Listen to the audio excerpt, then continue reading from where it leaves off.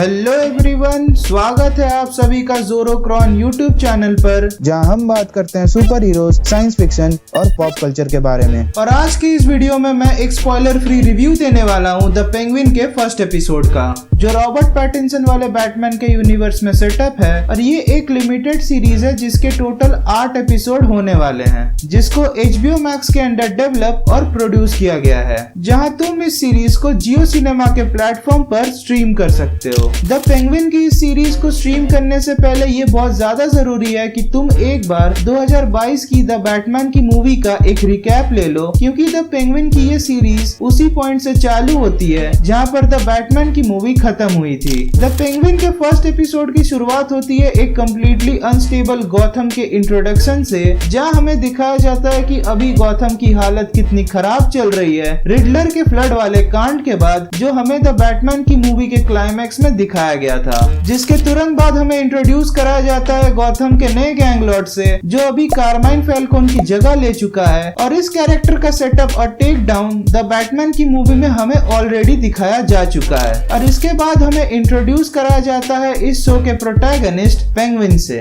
और इस पूरे एपिसोड में कहीं भी पेंगुइन नाम का यूज नहीं किया गया है। पेंगुइन के कैरेक्टर का असली नाम है ओसवाल्ड कॉबलपॉट, जिसको इस पूरे एपिसोड में ऑज के निकनेम से रेफर किया गया है। जहां इंट्रोड्यूस होने के कुछ मिनट्स बाद ही ऑज एकेए पेंगुइन एक बहुत बड़ा कांड कर देता है, जिसके बारे में मैं खुल के बिल्कुल नहीं बता सकता क्योंकि मेजर स्पॉइलर हो जाएगा। और इस कांड के बाद जो कम्प्लीटली अनइंटेंशनल था, द पेंगुइन के शो का ओवरऑल एक्चुअल प्लॉट भी सेटअप हो जाता है, जो इस एपिसोड के एंड तक तुम्हें क्लियरली समझ में भी आ जाएगा। हमें ऑज एकेए पेंगुइन के कैरेक्टर का एक ओवरव्यू भी दिया जाता है पूरे एपिसोड में, जैसे कि भाई की थिंकिंग क्या है, भाई के मोटिव्स क्या है, भाई की चाहत क्या है और भाई का मकसद क्या है। मतलब इस एपिसोड को देखने के बाद तुम्हें पता चल चुका होगा कि ऑज एकेए पेंगुइन का असली कैरेक्टर कैसा है, और इस कैरेक्टर के सेटअप को बहुत अच्छे से स्क्रिप्ट और प्ले भी किया गया है।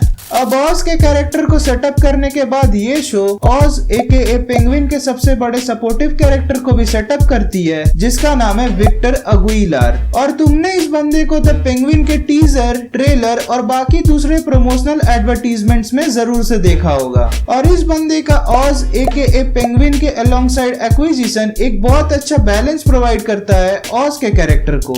अदर देन दिस, हमें बाकी के एपिसोड में ऑज एकेए पेंगुइन के काम धंधे के बारे में भी बताया जाता है, और ये भी दिखाया जाता है कि ऑज के धंधे की कितनी गंदी वाली लगी पड़ी है रिडलर वाले कांड के बाद। जिस बीच हमें द पेंगुइन के सीरीज के एंटागनिस्ट से भी इंट्रोड्यूस कराया जाता है, जिसका नाम है सोफिया फैल्कोन। और इस कैरेक्टर को भी तुमने द पेंगुइन के टीजर, ट्रेलर और बाकी प्रमोशनल एडवर्टीजमेंट्स में जरूर से देखा होगा, जो कारमाइन फैल्कोन की बेटी है। और ये एक साइको किलर रह चुकी है, जिसको कोड नेम दिया गया था द हैंगमैन का। और ये आर्खम असाइलम से रिहेबिलिएट होकर आई है, और हम सभी को पता है कि ये रिहेबिलिएशन वाला चक्कर ज्यादा दिन तक नहीं टिकने वाला। और याद है, मैंने कुछ देर पहले कहा था कि ऑज एकेए पेंगुइन इस एपिसोड के स्टार्टिंग में एक बहुत बड़ा कांड कर देता है।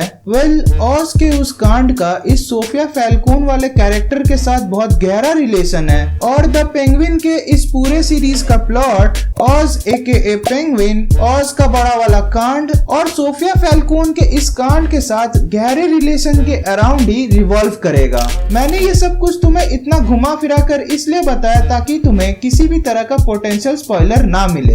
एपिसोड देख लोगे तो इस सीरीज के प्लॉट से रिलेटेड सारी चीजें तुम्हें इजीली क्लियर हो जाएंगी।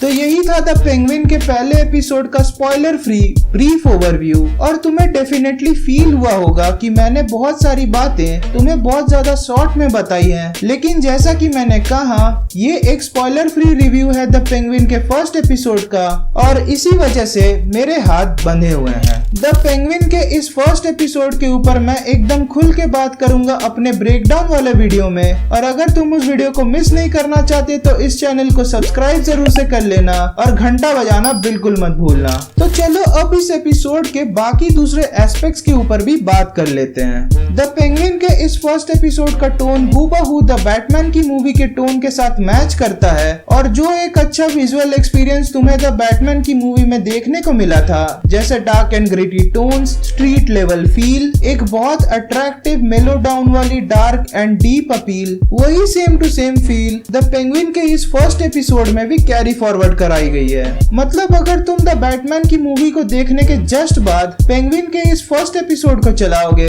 तो तुम्हारा visual experience same to same वैसा ही रहेगा और तुम्हें बिल्कुल भी फील नहीं होगा कि तुम एक मूवी से एक टीवी सीरीज के एपिसोड में स्विच कर चुके हो। It is that good. और HBO Max को फुल मार्क्स है भाई इस चीज के लिए। मतलब जहाँ पैसे फूकने थे वहाँ इन्होंने बिल्कुल भी कटौती नहीं की है। और अगर द बैटमैन और द पेंगुइन के आपस के कनेक्शन की बात करें तो भाई वो भी एकदम सीमलेस सा फील होता है। और आई विल से कि तुम्हारे लिए बहुत अच्छा होगा अगर तुम एक बार द बैटमैन की मूवी को देख लो द पेंगुइन के सीरीज को स्ट्रीम करने से पहले। अब मैं थोड़ा बात करना चाहूंगा द पेंगुइन के इस फर्स्ट एपिसोड में एक्टर्स के परफॉर्मेंस के बारे में। और एकदम शॉर्ट में बताऊं तो यार इस एपिसोड की एक्टिंग परफॉर्मेंस कतई गाड़ फाड़ फील होती है। मैंने द पेंगुइन के इस पहले एपिसोड को अपने राष्ट्रीय भाषा हिंदी में देखा और इस सीरीज की हिंदी डबिंग बहुत सही साउंड करती है। पर कुछ जगहों पर तुम्हें इस एपिसोड की हिंदी डबिंग थोड़ी अनकैनी सी फील हो सकती है, but the bright side is इस शो की हिंदी डबिंग